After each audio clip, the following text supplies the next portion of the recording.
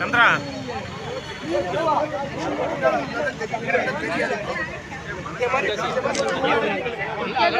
நல்லா தெரியும்.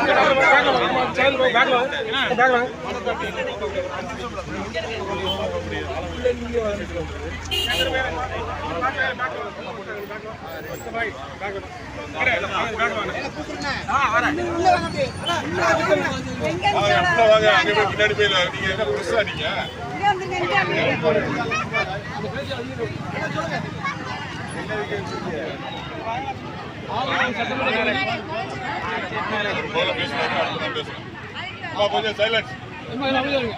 ஆலங்குளம் சட்டமன்ற தொகுதி பாப்பாக்குடி ஒன்றியம் ஓடைத்துறை தூக்கப்பட்டியிலே மாங்கோ எஸ்டேட் என்கின்ற ஒரு நிறுவனம் கிளஸ்டரும் கல்குவாரி நடத்தி வருகின்றது.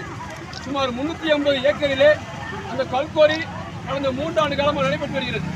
இப்போ 2 ஆண்டு காலமாக போர் வண்டியை வைத்து சுமார் தினசரி 40 அடி முதல் 60 அடி வரை இரவு நேரம் முழுவதுமாக போர் போடப்பட்டு 1000 குழிகள் இரவு நேரம் போடப்படுகிறது. மேலும் அந்த குழிகளை மருந்துகளை நிரப்பி அதிகாலை வெடிக்க செய்வது அந்த பகுதி மக்கள் நிம்மதியாக தூங்கி பல வருடம் ஆகிறது. மேலும் தினசரி 400 வண்டிகள், தினசரி 20 சக்கர வாகனங்கள் 400 வண்டிகள் செல்கின்றன. ஒரு நாள் ஒன்றுக்கு 1 கோடி ரூபாய்க்கு அங்கே வியாபாரம் நடக்கின்றது. மாதம் ஒன்றுக்கு 30 கோடி ரூபாய்க்கு வியாபாரம் நடக்கின்றது. கடந்த 2 வருடத்திலேயே 650 கோடி ரூபாய்க்கு கெசல் பொடியும் கற்களும் கேரளாவுக்கு ஏற்றுமதி செய்திருக்கிறார்கள். ஆனால் கனிம வளத்துறை மூலமாக சுமார் 20 லட்சம் முதல் 30 லட்சம் வரை தான்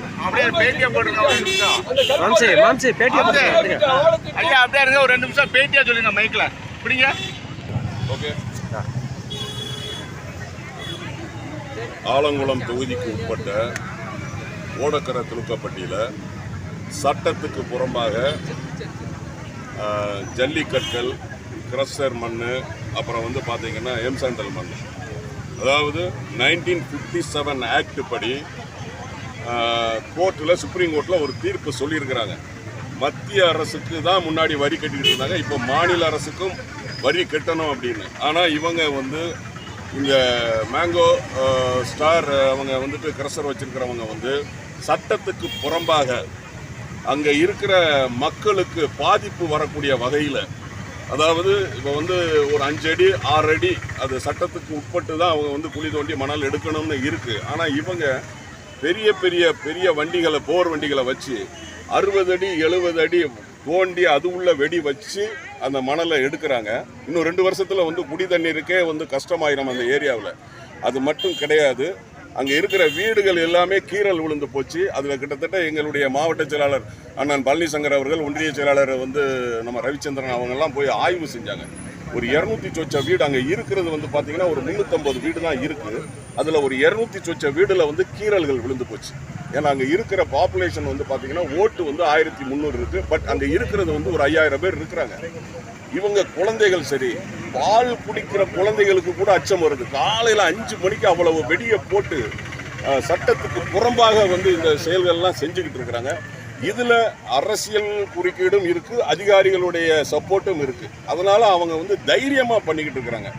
இதை வந்து நம்ம வந்து இப்போ கலெக்டர்கிட்ட வந்து மனு கொடுத்துருக்குறோம். இது வந்து சட்டத்துக்கு உட்பட்டு பண்ணணும். ஏன்னா 350 ஏக்கரில் உள்ள ஏகப்பட்ட புறம்போக்கு லேண்டு, அடுத்தவங்க லேண்டெல்லாம் வளைச்சி போட்டு இவங்க பண்ணிக்கிட்டு இருக்கிறாங்க. கேரளாவில் இருந்து வந்து இங்கே வந்து தைரியமாக பண்ணிக்கிட்டு இருக்கிறாங்க.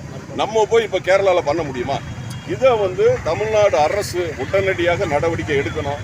நம்ம திருநெல்வேலி மாவட்ட நிர்வாகம் இது உடனடியாக நடவடிக்கை எடுக்கணும். ஏன்னா இதை வந்து எங்களுடைய மாவட்ட செயலர் அந்நியார்கிட்ட தகவல் சொன்ன உடனே அந்நியார் அவர்கள் என்னையும் கூப்பிட்டு நீங்கள் உடனடியாக இது போய் என்னன்னு பாருங்கள், இல்லை நேரடியாக நானே அங்கே வருவேன், வந்து நம்ம அதை முற்றுகை போராட்டம் பண்ணுவோன்னு சொல்லி எங்களுடைய பொதுச் செயலாளர் அந்நியார் அவர்கள் வந்து சொல்லியிருக்கிறாங்க. அதுக்காக தான் நாங்கள் இன்றைக்கி வந்து கலெக்டர்கிட்ட வந்து மனு கொடுக்க வந்திருக்கிறோம். கலெக்டர் இல்லை, அதனால் வந்து அவங்க மேடத்திட்ட, டிஆர்ஓ மேடத்திட்ட வந்து மனு கொடுத்துருக்குறோம். 27/10 நாங்கள் வந்து ஒரு முற்றுகை போராட்டம் பண்ணுறோம். ரைட், ஓகே, நன்றி. அப்புறம் பெரிய பெரிய போர் வண்டிகளை வச்சு அதுக்குள்ள